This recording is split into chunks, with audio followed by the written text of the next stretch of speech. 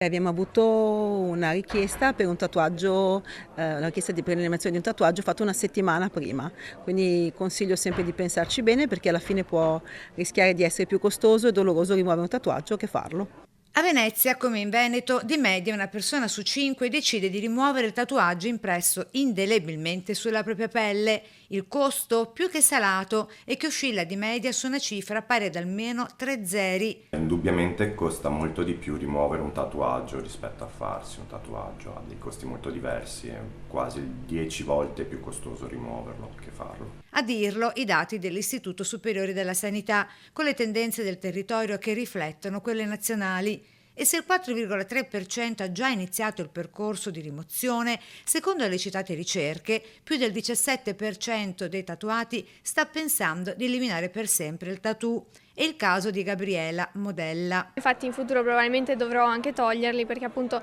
per fare questo, per lavorare in questo settore è molto preferibile essere senza tatuaggi, completamente pulita. Anche i tatuatori notano il fenomeno in forte crescita. Tatuaggi ormai vecchi o che per qualsiasi motivo non sono più voluti, ecco, da chi li portava fino a quel giorno.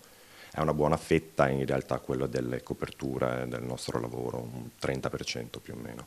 Tra tatuaggi cosmetici, ovvero sopracciglia e labbra, e decorativi, la fascia di età che ne chiede la rimozione è trasversale e va dai 19 fino agli oltre 60 anni. È vero che si può sempre rimuovere un tatuaggio, ma è un percorso lungo che richiede più sedute e è anche un pochino fastidioso, ecco, il trattamento. Tra passione, convinzione, moda e ripensamenti resta il fatto simbolico di amicizia eterna nell'incrocio delle rondini impresse sui polsi di entrambe le amiche.